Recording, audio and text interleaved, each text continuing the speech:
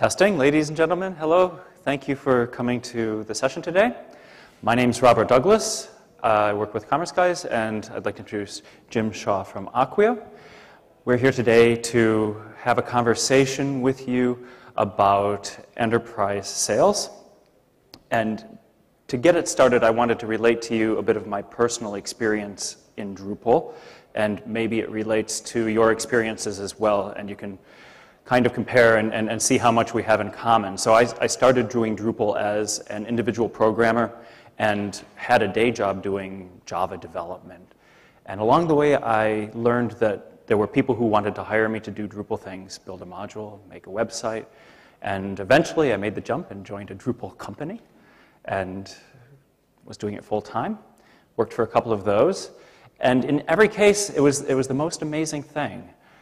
I was following a career path that was the stones on the path were being laid down by people coming to me and saying, "Hey, Robert, can you build me an X?" And there was a stone on the path, and I'd take the step, and I'd take the money, and Robert, would you like to come and work for this company? There are people asking us to build websites, so there was the next step, and eventually, I'd worked my way through a number of companies who were completely driven by market demand. Okay? These were fairly small companies. And in 2008, things started to change. Some larger companies started coming into Drupal, and larger customers started coming into Drupal. Acquia formed. Dries first said, "The elephants are coming." The elephants came. More elephants are coming. And along the way, a lot of people who have had similar experiences to my experience, where we kind of grew up with Drupal and started working with more larger and more exciting clients, bigger projects, more complicated projects. We've had differing experiences actually selling and working with very top clients. So based on spending a year on the sales team, working with Jim Shaw, developing the European market for Acquia's enterprise sales, I realized that there's a lot to learn about enterprise sales, and a lot that maybe I could share, and definitely a lot that Jim can share, that would be interesting to people who have similar experiences to mine, or who are working at mid-level companies who are looking for a larger client base. And also, I think it's very useful just to talk about the word enterprise and define what it means. So our session today then has the purpose of breaking down what happens in an enterprise sales cycle and looking at some of the roles and what they do and the contact people that they have in a sales team. So just so Jim and I understand who we're talking to, how many of you are actively in sales at your company? Okay. We're in the right place. You came to the right session. How many of you have more than 2 people selling in your company? More than 5? Right. Okay. So we're talking, it's exactly the right audience. It's exactly perfect. It's exactly like I thought. It's a lot of people who are at a mid-level and looking to understand what lies above and make decisions about that. Great. And there's one more thing that I wanted to add. Another thing that I learned by joining a sales team, coming from a development background, was that it's not just about bringing business to your company so that you can pay the bills and earn money and get rich and all of that. It's actually the process of sales is providing a solution and helping somebody collaboratively, helping somebody solve a problem that they have that they can't solve on their own. They wouldn't come to you if they could solve the problem on their own. And as a person in a sales role, you have an amazing, enormous opportunity to make a significant material difference in the operations of another person's business in a positive way by doing your job well. And I think that was a very key lesson that I wanted to share with you. And we have a couple graphics and clips and stuff that make fun of the sales process, because it's also the white elephant in the room. It's sales, right? So they're sometimes fun to make fun of the sales team. But that's all tongue-in-cheek. I want you to know from the bottom of my heart, I think that the beginning of an excellent customer experience and the heart of an excellent company lies with the sales team. So, with that introduction, let's jump in. One of the topics that Jim and I wanted to address, and a question that we wanted to ask as a leading question towards some of the later material, is how do organizations buy? So you need to know how an organization buys before you try to sell to them. So I don't know how easy that is to read, so I'll read it off to you. So Dilbert says, I need a $1,600 handheld barcode scanner to finish my lab tests. And the pointy boss says, okay, apply for a capital budget, variance, prepare an RFP, get 3 bids from a team to evaluate the bids, and then prepare a purchase order. Dilbert says, never mind, I'll just learn how to read barcodes by sight. And he says, quitter. So it's great because right there he outlines the complexity in the middle frame of what we're going to call an enterprise sale. You know, you have to prepare a budget, request bids, get at least 3 bids, form a team to evaluate it, and then go through a purchase order procurement process. It's complicated. The type of purchasing experience that I was familiar with when I joined the sales team was more like this. There was somebody who knew what they wanted. They had a list of requirements that they'd written down themselves. They called somebody on the phone, said, hey, I think Drupal can do this because I read it on Drupal.org. Can you please confirm? Yes. Okay, can you do that? Yes. And do you know how to do jQuery, whatever? Yes. Okay. How much do you cost? Sounds good, let's go. Okay? That's great. That's like this checklist sales process. And how many of you are comfortable selling to a process like that? Does it sound familiar? Do you get customers coming to you who have basically pre-qualified Drupal, pre-select Drupal? Never? How many of you deal with a process that's more like this? This is how an enterprise buys. So they have a process where they've done a needs analysis, an RFI, an RFP. They've got a proposal review committee. They've got a selection process that has different teams doing their own checklists, their own criteria. And finally, you know, they've got this whole project delivery team that's going to work with how many people? Okay, so good. So a lot of you are already dealing with enterprise sales. That's great to see. That's a great validation of the market that we're in. Do you want to speak to this one, Jim? Well. So I guess quite often it feels like the process is almost set up to stop anybody selling anything. Quite often. Even the people in the customer's side sometimes have to wrestle with this process. And they're not going to go away. You know, big organizations have to do a lot of diligence because a lot of people's careers and prospects in that organization depend on a successful selection and making sure that all the stakeholders have a say in that process.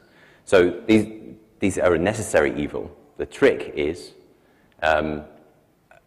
some of the things that we'll talk about shortly is making sure that you follow the process properly, making sure that you build the relationships, making sure you pick the right ones to engage in. And we'll talk about that a little while in a few slides' time. So in the end of this one, the dinosaur is getting revenge on people by saying that you've got 2 options, things that you can't buy, things that you want and can't buy, and things that you want and you're not allowed to buy. So one of the great, the kernel of truth in here is that when you enter a sales process and you're trying to sell to an organization, you have to have a deep understanding of what is within the scope of what they can actually purchase. And that goes both ways. You don't want to overshoot and try to sell them too much or the wrong product, but honestly, as a company who's looking out for your own interest and as a sales process that has a number to meet, you don't want to undershoot either. You don't want to underestimate how much business you can do with a company. So a very smart person told me once that his job was to very quickly assess how much money a customer was going to be able to pay his company. Another great thing to think about when you're evaluating whether to sell to the enterprise and how to sell to the enterprise is to be very aware of how formal the process is.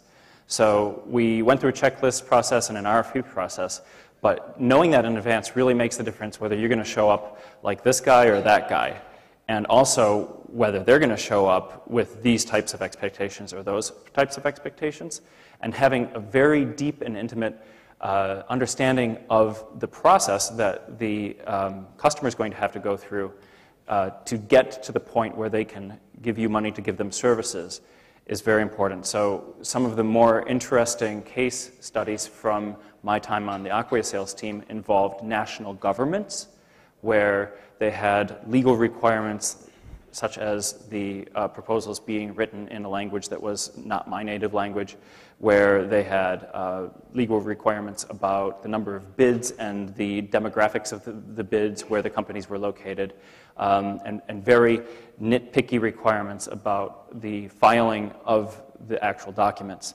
And if you don't know that going in, you're going to either fail and waste your time, or fail and waste your time and spend a lot of money doing it. So be very aware of the formality of any sales process before you get into it. And be very aware, of course this is for product development, but as a sales team, really think about what type of solution you want to sell and make sure that you're selling at the right level, okay? So when you have a solution, sometimes the solution is very easy to talk about, right? Sometimes you can say, I have X that does this really well. It does the job over and over and over again, reliably, and this is a great example of the product. But there are some limitations. It cannot do this and that, and you have to very clearly make those limitations. So you don't see a screwdriver, you don't see a toothpick. You could try to use it as a toothpick, but it might be dangerous. On the other hand, you might decide that selling to the enterprise is best done if you offer more tools. Then it becomes the question, are you offering tools that are specialized? Are you offering tools that are actually best class tools, best in their class? And can you really honestly say that you have the best screwdriver, the most comfortable toothpick? You can say that you've got a saw, a knife, a bottle opener, a can opener, and a screwdriver, but are they the best? And there are some companies, Jim, I think you mentioned IBM being one of them, where they come to the sales process and they say, we've got a suite that can do everything you could possibly ever need. Yeah, I think on this one, I think it's really important not only to think about what you're positioning, but in the enterprise sale, if you're selling to large organizations, you also need to think about what everybody else is going to be positioning. Because these decisions aren't always absolute decisions about your solution. They're actually relative decisions. They're looking for a stack ranking of the people that they've gone out to ask to supply this product. And one way of looking at these slides, I think it's a great analogy. I've lost track of the number of times when this analogy kind of applies to your competitive strategy in a deal. Okay, so if you were competing against a very let's make it really relevant to Drupal. If you were competing for a CMS platform choice in a large multinational organization, they're considering Drupal, but they're also considering some proprietary products, right? So those proprietary products might be one product in a portfolio of ERP and integration technologies and CRM technologies. And those vendors are very much going to look like they're offering this. And sometimes you have to make a choice to very bravely say this. It's like, you don't need all that. What you need is, against your requirement, you really need something that's going to do this really well. And although a bigger vendor has that, it might be mediocre compared to what you can do, just in that one area. And this is the niching strategy, right? So if you're competing against a mega vendor or another organization that's got lots of capabilities that you don't have, you go for a niche strategy to say, we're really good at this. If this is what you want us to do for you, then we're the right choice. And you put your sales strategy on that. If you're competing against somebody who maybe doesn't have some of the things you can do, you then go for a flanking strategy and you say, well, we can do exactly what you want, and this project you've got in mind in 12 months' time, we could do that for you too. And those two things together would make more sense if you came to us. So thinking about your strategy in terms of positioning your product, not just against the customer's need, which is always central, but also against what the other people who are going to be competing for that business are going to be doing, is really, really critical as well.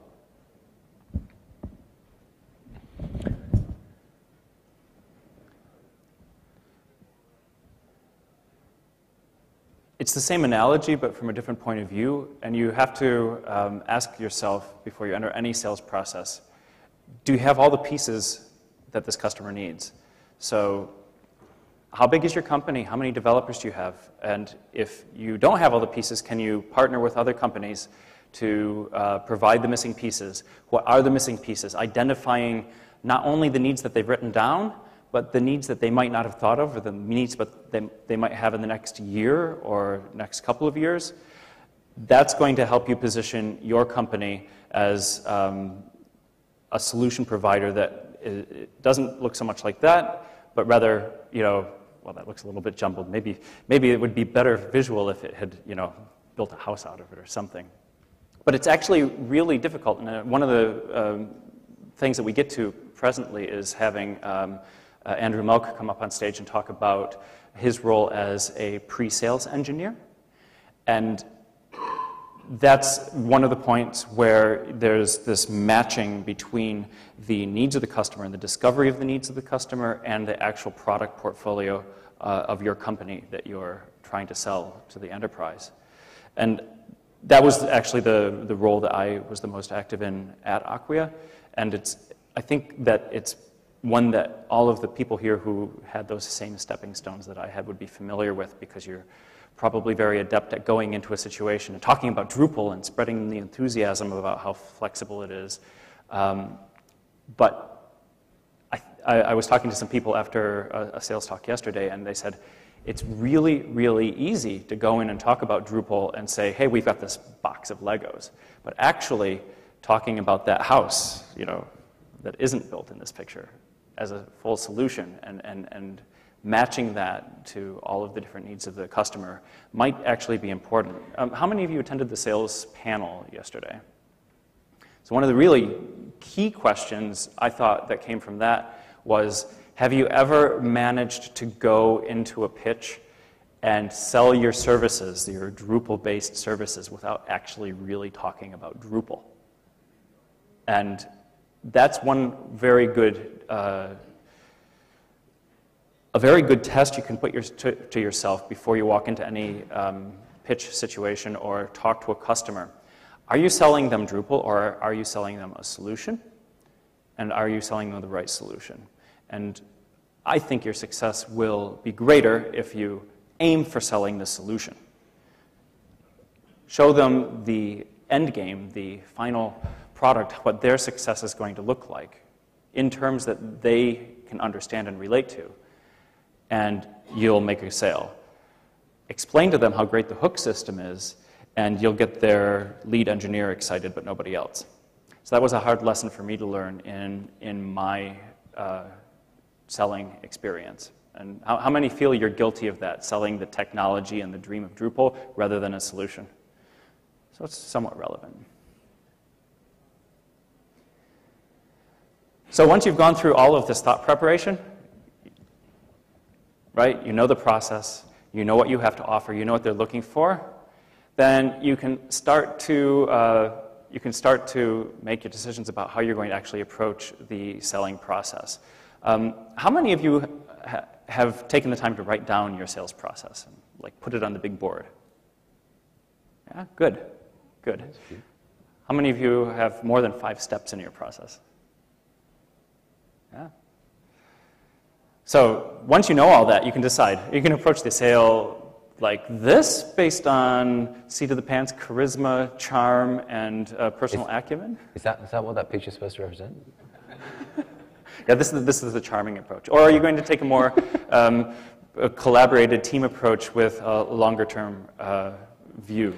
So, I think there's a really important point here. I mean, people buy off people, right? And it's one of those really glib things that people say, but it's one of the fundamental truths. So you're not going to buy something off somebody if you don't like them, if they don't listen to you, if they don't come back to you, and when they say, if they don't meet their promises. That you have to build relationship. You have to transmit integrity when you're selling.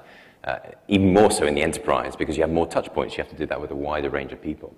So, sorry for my hilarity at the first one. I'm not sure I've Well, ever this seen guy could actually be a great salesperson. Yeah. If he reaches out to you and makes a personal connection and has a great deal of integrity. I mean, the cigar might be a little off-putting. I'm not sure what I'd buy off this chap.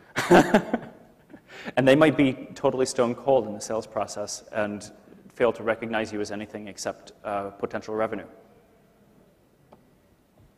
So we're going to now get into what I consider the meat of the session. Here's the fillet steak, so to speak, where we take a little bit of a look at the sales cycle and the roles on the sales team that fulfill the different parts of the sales cycle. So that was all kind of a preparation orientation for this analysis. So for me, and I think Jim strongly agrees on this, sales comes down to this. Need volume on this? A, B, C. A always B, B, C closing. Always be closing.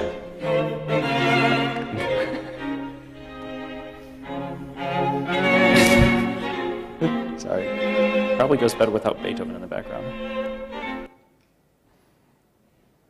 Funny how that works. Let's try that again. Let's go ahead.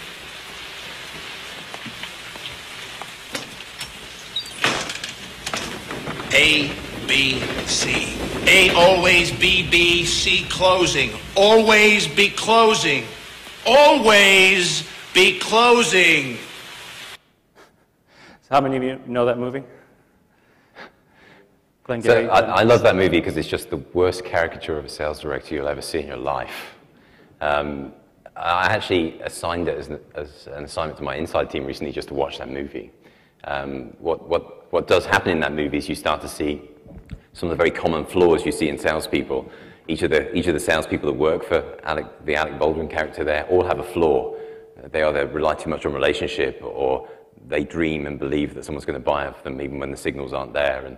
And there are so many kind of sales-oriented sound bites from that. I think Robert found the only one that didn't have profanity in it, so I think he did a good job on that. I did, and one of the flaws is the Jack Lemmon character actually closes a deal to a couple that have no money. He didn't qualify the opportunity by finding out that they have a budget.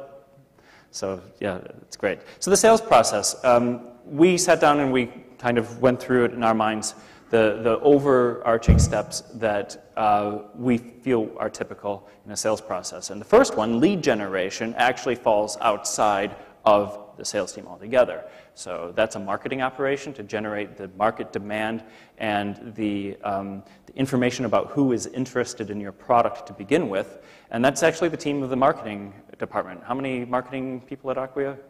There must be about 15, 20 people dedicated to the marketing. And their full-time job is creating that sales funnel that then shows up for your team when they come to work in the morning and log into Salesforce, and you've got your list. And then there's the step of contact and discovery. Somebody has to reach out to the people who have been identified as being interested in the product. From all of the people that you contact, you have to identify the opportunities. Then you, after you've established that contact, confirmed that there's an opportunity there, then you go through a scoping process. That's where you're finding out what kind of Swiss Army knife or box of Legos is going to be the right one. You get to proposals, you work on generating buy-in on those proposals. There's a process of commitment and contractuals, and then the sales process actually extends beyond that into what we just lumped into post-sales, but that's something that is very much about account management and customer checkups, like how's the project going, and are there new things on your radar, and looking for upsell, cross-sell, and extension opportunities to make sure that your customer of today is going to be your customer of tomorrow as well. So I think I'll go through these fairly quickly. I just put together a series of graphics to speak to each of those. That's the sales funnel. That's your company creating such a magnetic presence that you attract contact to the customers that want to possibly engage you. And then in the ideal world, you have got a very nice and cheerful and friendly group of people reaching out to them through the phone or in person, and making that contact. From those, and here's one of the very key points where actual deep sales skill comes in. In that initial contact, how do you go about uncovering the diamond in the rough, the gem amongst the rocks, and saying that this is an opportunity? So if your marketing team is doing a great job, then you're going to have so many leads that you can't get through them all. And in Drupal, honestly, that should be the case right now because it's a market that's fairly on fire. It's a growing market. And if you're lucky, then you've got more contacts. Like after DrupalCon, you're going to come home with a stack of business cards, right? I mean, you're doing the meet and greet and shaking hands with and exchanging business cards. Are you going to call all these people? And how are you going to figure out which opportunities to actually invest time into? So some of the triggers that are important are, is Drupal an option? Or are they really actually interested in something that Drupal can't or shouldn't be doing? Is there a budget? Do they have a timeline and a deadline that is going to create enough pressure for them that they have to come to a decision in a reasonable amount of time? Or are they thinking about 3 years in the future, in which case you should be talking to them right now? So the sales word for that is qualification. Qualification. So the art of kind of picking out of the opportunities you see, things, and there's lots of methodologies for this you'll find out there on the web. The most common one is was an IBM methodology called BANT, so budget, authority, need, timeline. So if you can find all of those things in your lead, your opportunity, then it's probably something that has legs and something you should spend more time on. You can fail in your sales process at a much later time in any one of those later steps after expending a lot of time and effort and sometimes even a lot of money if you don't do this step correctly. And then this is the contact. So this is something that's easy to get your head around, easy to think about. But if you don't get out there and actually meet the people you're selling to in person, then granted, it's a big enough opportunity to justify it, right? But I think, we're talking about selling to the enterprise, so it would almost certainly fit that. If you don't actually get out and make that personal relationship, it's much harder to sell.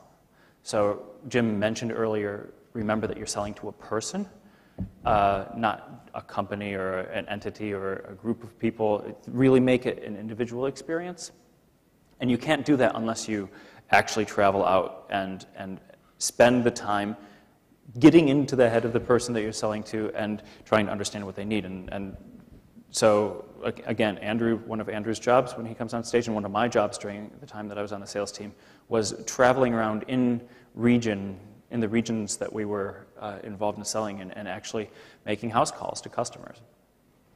And that was actually a lot of fun in a lot of cases, because if you hear somebody describe a website that they want to build on the phone, a lot of times it's like, oh yeah, another website.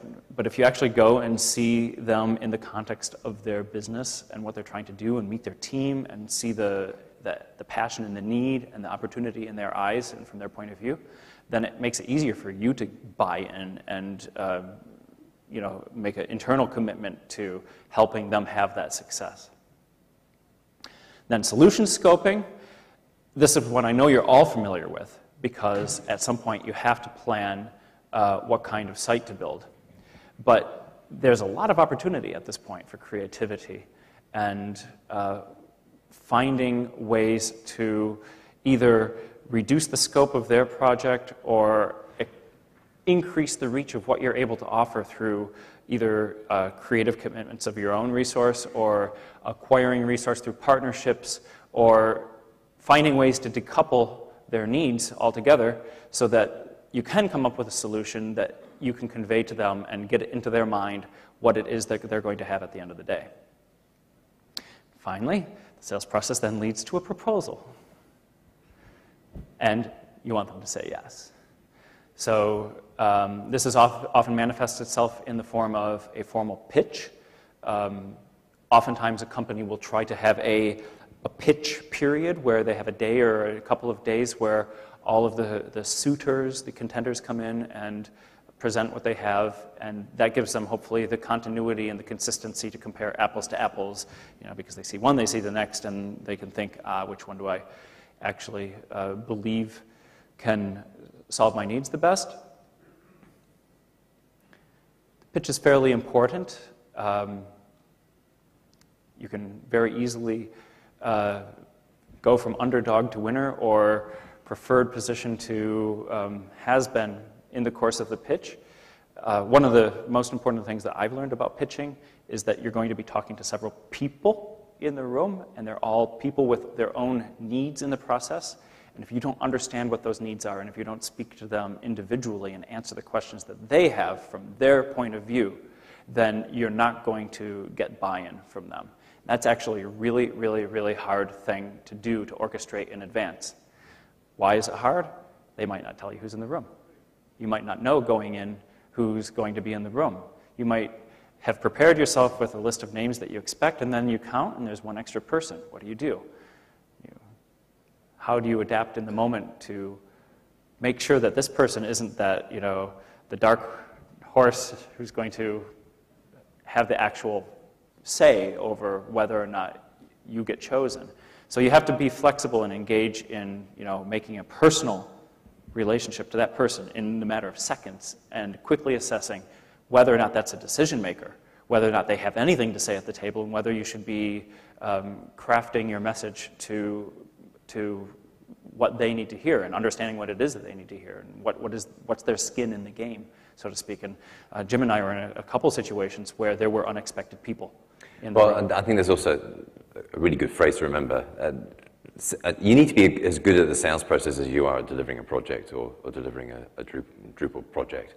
And you don't like surprises in projects, right? You don't like the scope to suddenly change at the last minute, or somebody to say, I'm not signing that off, and you've never heard of him before.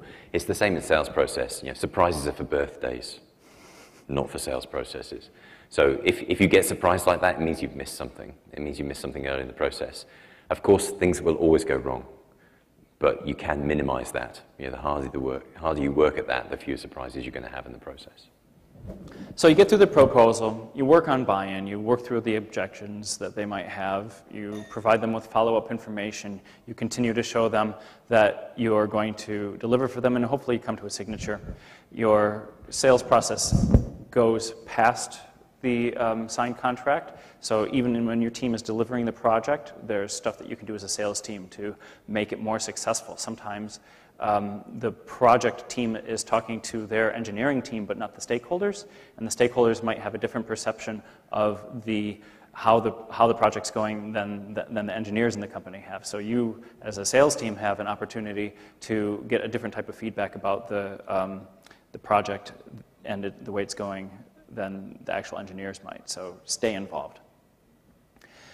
So maybe just a quick question: is there anything on that list that looks wrong?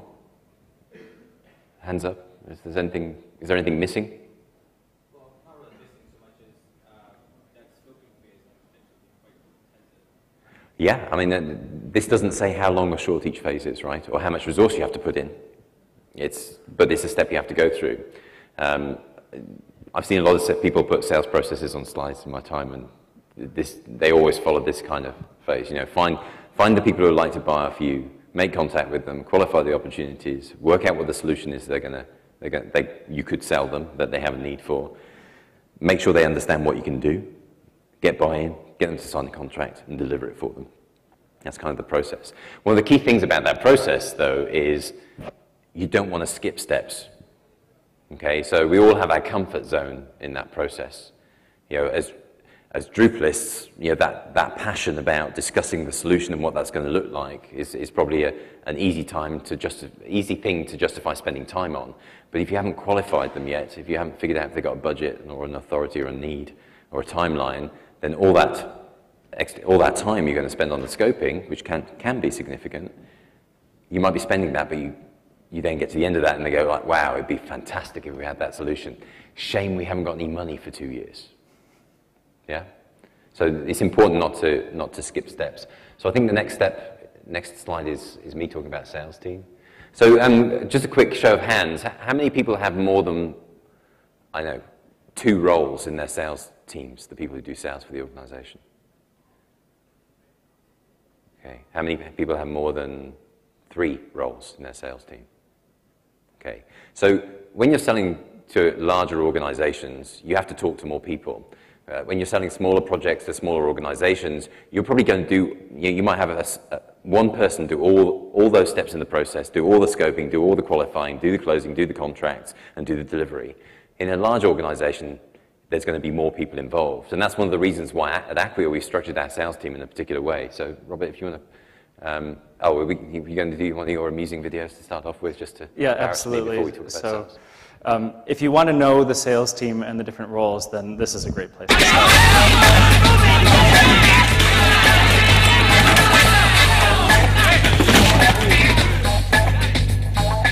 Sorry.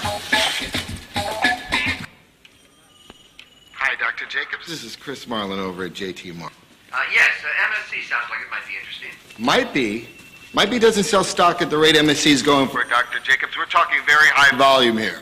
Oh, well, I still have to run it by my people. That's great, Doc, if you want to miss yet another opportunity here and watch your colleagues get rich doing clinical trials, then don't buy a share and hang up the phone. Well, hold on a second now. I didn't say that. I just want to talk about it some more. Honestly, Doc, I don't have the time. This stock is blowing up right now. The whole firm's going nuts. Hold on, let me open up the door to my office.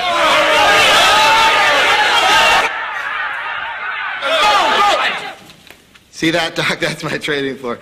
Now I have 1 million calls to make to 1 million other doctors who are already in the know. I can't walk you through this right now. I'm sorry.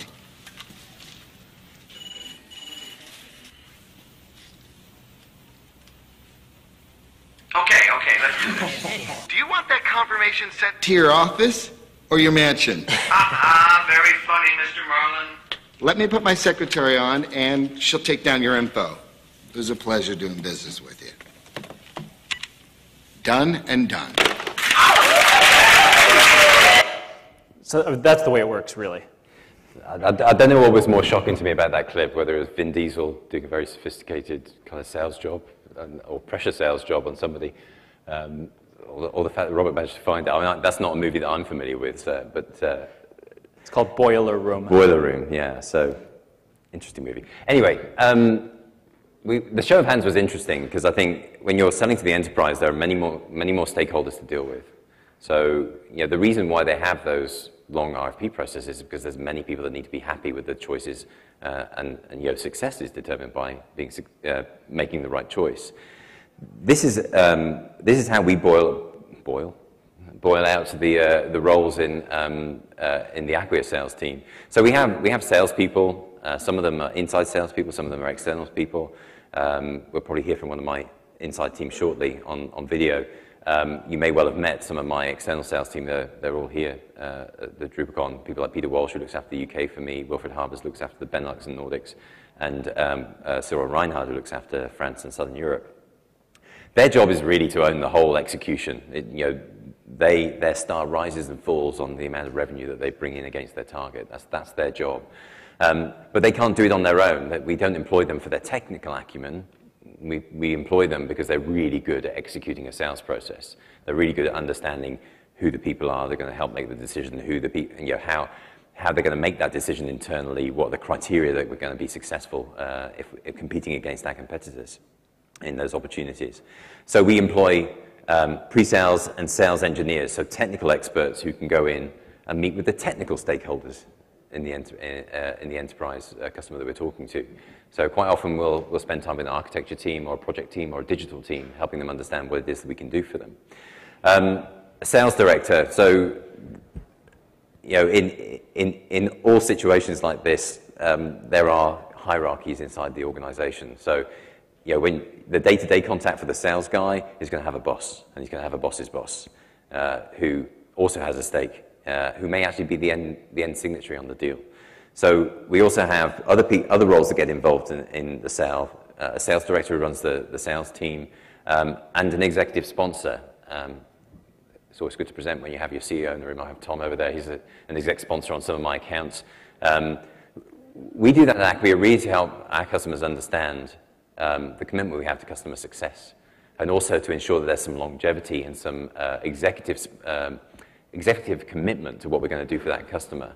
larger organizations are making bigger, more critical decisions. So, when a large pharmaceutical company decided to go Drupal and to use some of our products to do that, we had Tom, we had Dries, we had members of our product marketing team go and meet with the various executives inside of that organization to ensure that they had the connection to the people that they were actually making the deal with. Because it's the people in that company that are going to make that a success. And then once we've got people signed, we also have a process whereby, because our model is renewable, the support and hosting is kind of the key thing that we want to be driving from our business model.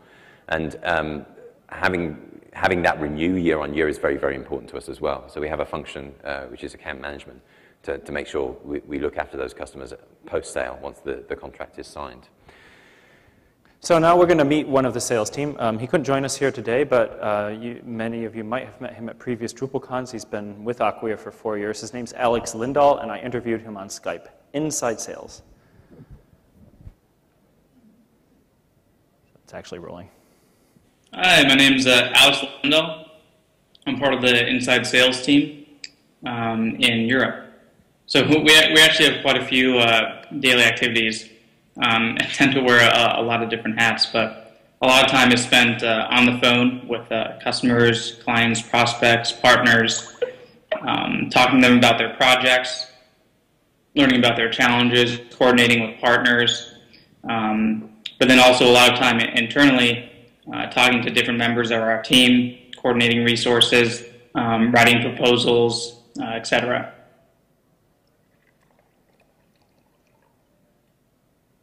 There's a couple of skills that are pretty important. I mean, one, you need to be a people person and enjoy talking to people and making relationships and building those relationships over time. But you do that over and over again in the course of the day. Sometimes, you have 40 different conversations. So you need to be well organized and you need to be able to manage your time pretty effectively. But you also need to be able to, be a leader and be able to guide someone through a process, whether that's guiding them through validating the right technology choice or the right solution, whatever it is. Even helping people uncover, what they need to do on their side to get a deal done. Because sometimes that process of contracting for a new service is unknown. So you have to be quite inquisitive in terms of the questions that you ask and figuring out, how to help someone get to the right end game. Actually, I'm going to cut Alex short because we're running short on time, and I want to make sure we get a chance to do some Q&A at the end. Just one quick observation. In the short clip that we did see from Alex, you'll notice he talked a lot about what the customer need was. We spend a lot of time with our inside team just talking to the people that come to us, the leads that come in our direction, and just trying to understand what it is that's going to make it make sense for them to use our products. What is the need that's going to drive that? And that's kind of one of the key functions that our inside team does for us. Is try and filter those leads, qualify those. So we work very hard at that in the team. And I will paraphrase Alex. One of the things that he said in his later question, what's your favorite part of the job? He answered that one of his favorite parts of the job is actually learning all of the things that people are doing with Drupal. It's an amazing diversity out there, all of the different business models and products and types of websites that people are using Drupal for. And Alex is great at his job in part because he's deeply interested in every one of those business models and how they're doing it. And he's actually an entrepreneur himself at heart, and I'm sure will eventually go on to be a part of building his own company because he's deeply, genuinely interested in what the people are doing with the technology, and that shows every time. That was actually the second thing he said in the answer to that question. The first one was a beer at the end of the week. Yeah, he said that his favorite part of the job was getting to the end of the week after a long week and having a nice beer. But I guess we can relate to that. So the next person of the sales team that we'd like to call to the stage, this is Andrew Melk, and he's one of the pre-sales engineers.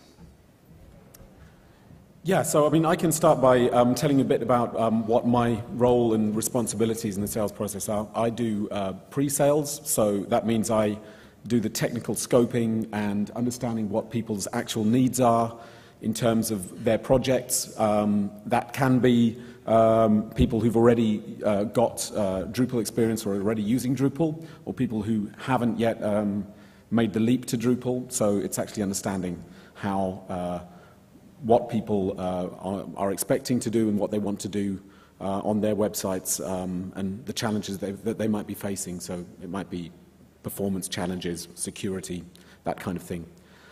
In terms of my daily activities, that really splits down the line between whether I'm working in the office, which is generally a question of being on the phone a lot, also supporting our sales team in terms of actually being on calls with customers or with prospects,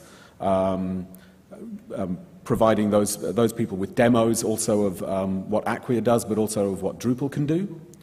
So that's the one side. The other side is actually then being on site, for example, with our sales executives, whether that is in the UK, in Benelux, or elsewhere in Europe. So that's obviously a very different kind of experience, and as Rob said before, I think it's also one of the most satisfying and interesting parts of the job, because you really get to see how people work with Drupal, or what their real issues are in terms of working with perhaps, like a multilingual setup where they've got an end-to-end implementation that requires maybe 15, 20 languages, that kind of thing. So that really can help.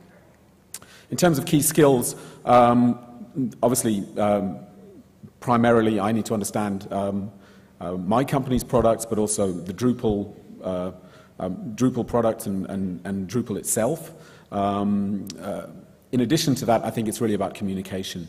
It's about being able to listen, firstly. Secondly, to be able to ask the right questions. And then also to be able to articulate answers and ideas about how things can actually be moved forward, whether by Acquia or by other companies. And it's also, in that case, also the ability to say no, and know when you can offer the right thing, or whether maybe they really need to go and look at something else or work with someone else. The people I work with in the sales team is, as we saw, Alex. I work with, so inside sales, I work with them a lot on the phone, and then of course also with the outbound sales team, actually joining them and sometimes having hair-raising car journeys through Benelux especially. Wilfred's not here, but he'll understand the joke. And in terms of the sales process and what I don't do, I don't own the process. I'm not the guy who moves it from one step to the next. I'm pulled in to help with the actual scoping, the technical requirements to get technical closure, as in actually being able to talk to the people in the team who want to understand whether what we can offer is the right thing for them. And finally, my favorite part of the job, I think there are two there. One is actually when a deal is closed, and when you know that you've really helped someone not just to hit their number, but actually make sure that we're providing a solution of some kind. And the second part is when you actually connect with the people that you're working with, or that you're talking to with a potential customer, and where you actually know that the information that you've got over to them is something that's really hit home, that really makes sure that you've connected and that they understand what you want to do and how you can help them. That's pretty much it. Excellent. So we're going to skip the next bit that we had planned because we're short on time. If you have questions about RFIs, RFPs, or proofs of concept and the thinking that goes in around that, then if you find Jim or myself after the show, we'd be happy to talk to you.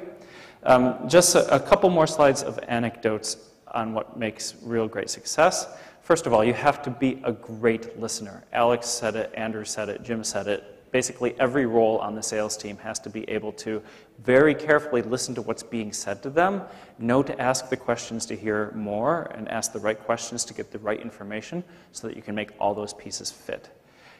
You literally have to get inside the mind of the customer so that you can see yourself and your solution from their point of view, and make sure that neither you nor they are forgetting any important part or detail of the whole process. Yeah, I mean, just one comment on this, and I actually often use the phrase mind meld with my team. It's like, have we done the mind meld with them? And we really got inside their head. Do they understand that we understand? That we each understand each other? You know, it's important because that's where the relationship and where the trust comes from.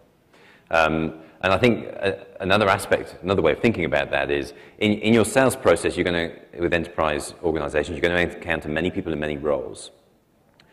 It's really important to be clear about what their role is in the process. There are people who will be able to say no to your solution, and there'll be many, many of those. You'll be trotted in front of technical people to say, like, does it do this? Does it have this widget? Is it this shiny? They'll ask those questions, and if you give the wrong answer, they'll be able to say, no, you're not the right solution for us. But there's probably only one, maybe if you're lucky, there might be two people who can actually say yes to you as the supplier for that particular requirement. And understanding the difference between those two is really important, because if you're only talking to the people who can say no, you have no relationship with the person who can say yes to your proposition. And that's kind of a key thing to try and, when you're feeling optimistic about your deal. There are two danger points for salespeople: when you're feeling really bad about your deal, really, really extremely bad about your deal, or when you're feeling really, really, really optimistic about your deal. Both of those are warning signs. They're signs you've either missed something, or you're feeling too secure about your deal, or somebody's telling you something that you want to hear, but maybe not the challenges and the risks associated with your deal. You know, the best salespeople I know are always their own devil's advocate. It's like, what base have I not covered? Am I talking to the people that can say yes? Do they have budget? All those sorts of questions. And I think maybe one thought to leave you with before we go into Q&A, if we have time. Does everybody understand what I mean by conversion rate of kind of your opportunities, the things you find to deals? Yeah? How many people are happy with their conversion rate? How many people are unhappy with their conversion rate? Okay, I was expecting more hands. And this is a really important thing. It's really important to know how you feel about that. You know, that's the thing that's going to drive you to change your sales practice, to become better at it, to become more effective at it. You know, last year and running into the beginning of this year, my team spent a very large amount of time with one enterprise prospect. It was a very formal process. I didn't even add up the number of hours we spent on that. It was a very large opportunity. It was a very nice name. It was one of those ones where you kind of think, well, if we don't go for it, we might have missed a really good opportunity. I found out recently we finished second. You know, I'm really unhappy about that. You know, if I do the analysis on a deal, it was probably a deal we never really stood a chance of winning. And that kind of leads me to kind of the final thought I wanted to leave you with. In sales, there are only two types of deals you don't win. The ones you never stood a chance of winning in the first place. Okay, so you didn't qualify at the beginning of your process well enough. And the second one is the ones you didn't execute well on. Okay, and if you can kind of think about your conversion rate and the deals you lose in that way, you can probably qualify better and you can execute better. So, great. So we have time for 2, maybe 3 questions. Go ahead, raise your hands, and I'll call it. You're first. Yes? I didn't really get exactly the diamond thing. You were explaining about the slide, diamond, around the corner. So there was a slide that had a diamond in the middle of the rocks. So the idea of that is that you get a whole bunch of leads coming into your organization. These are people who are potentially interested in your product, and you have to qualify every one of those. And depending on how well you uncover the truth about these leads and convert them into actual opportunities, then you're doing a good or a bad job of picking out the diamond from among the rocks. Okay, then my question actually is, what are the mistakes we can do in the pre-sales process that makes the best result? So what are the mistakes in the pre-sales process that can affect the result of identifying the right opportunities? Let's answer that one first. well, let's finish. Sorry? In the Drupal context. I guess one of the key criteria for us is when we come across an opportunity, one of the first things we ask is, have you already decided to use Drupal? Right? We get a lot of people coming to us to research and find out about Drupal. They're not actually planning an active project. Red flag. Maybe I want to help them, but there's not a near-term opportunity there. Also, our solutions in Acquia are predicated on Drupal, as I'm sure it is the case for most people in the room here. If they're not using Drupal, our solutions are not relevant to them.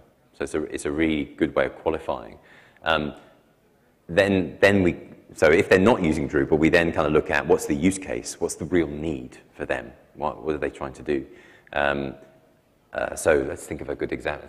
This might be better by anecdote. So there's a telco in Europe that came to us with a kind of short-term need for hosting and support around the Drupal site. It was for their online shop. And they weren't sure whether they were going to use, they knew that they were using Drupal for their project right now, but they didn't know if they were going to be using Drupal longer term. It was really just a short-term need. So one of the things we had to do in that process was figure out, okay, well, what is the long-term need? What's the vision for where that e-shop is going to go? And we also had to identify the alternate solutions for that. And Andrew was actually the pre-sales guy on that, and did a fantastic job of kind of showing them real time. So what we did is we got the requirements from them, and then we demonstrated to them that they would do what they wanted to do. And then we used our sponsors in the organization to kind of transmit that message to the people who could say no, right? So we had to get them to not say no to allow the solution to become the platform. And now that particular company has made the choice that it is the platform. Drupal will be the platform that they build out all their e-commerce initiatives on, which is a phenomenal. I mean, they're a multinational telco organization, which is a great situation to be in. So I probably talked around that a little bit, but does that give you an idea of the kind of examples?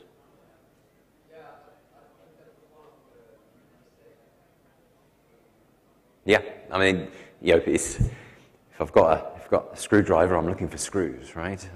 If I've got a hammer, I'm looking for nails. There's no point, I have used a screwdriver to put nails in walls, but I generally hurt my fingers when I'm doing so. Okay, we have time for one more question. Yes, sir. I'm just curious how technical the various roles. I think for us, a technical background. Sorry. I was just trying to go back there. The question was, how technical are these roles? How much technical knowledge do they have? Speaking for myself, I have a technical background. I'm an engineer by training. I have a master's in electrical and electronic engineering with a high software component to that. I started off, I was a coder. I probably won't tell you what language it was, because that might betray my age.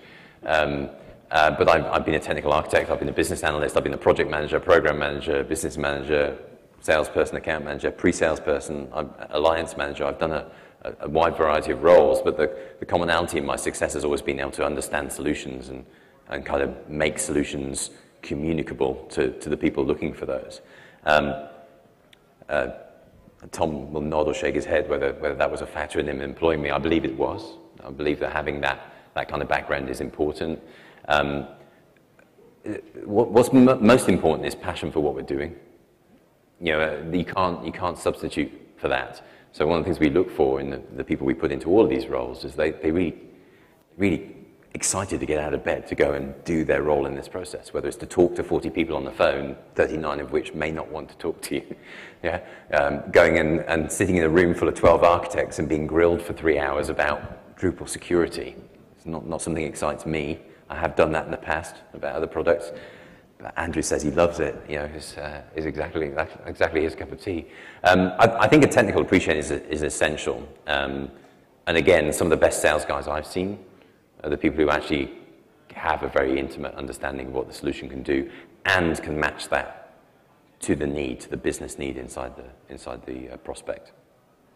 Okay. I'd like to elaborate on that just a little bit. Most of the inside sales are not technical, but a few of them have, at Acquia at least, have taken deep interests in Drupal. And one guy in the Burlington office runs a kite surfing website that he's been able to take national, and he runs it on Drupal. And for the whole first couple of years he worked there, he was always walking back and forth between the sales department and the support department, saying, when I'm doing views filters, if I put this argument in there, can I sort on that? And the support guys were like, who are you and what department are you in? But he learned how to build Drupal sites, and that has been a key asset.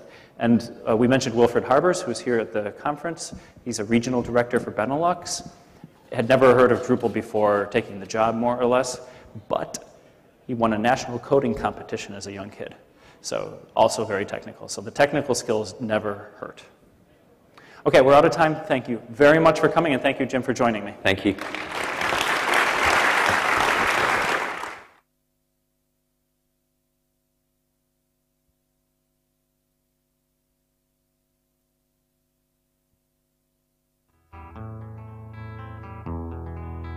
There is a house in New Orleans they call the rising sun, and it's been the ruin of many a poor boy. And God, I know I'm one.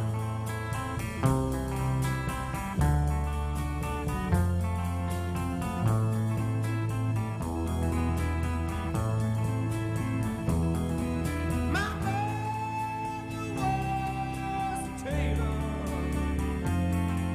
She sewed my new blue jeans.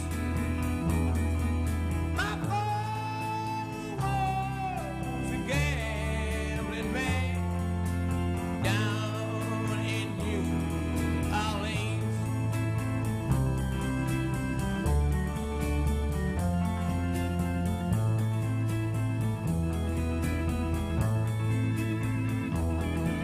Now the only thing the gambler needs is a suitcase and trouble, and the only time he's satisfied is when he's on a drum.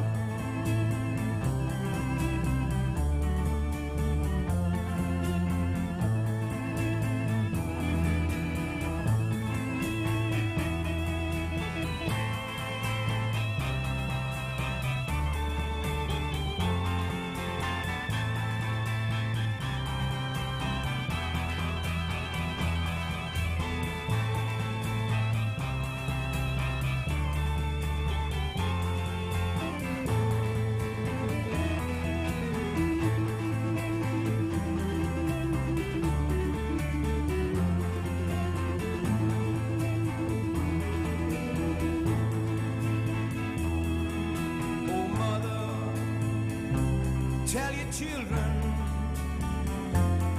not to do what I have done. Spend your lives in sin and misery in the house of the right.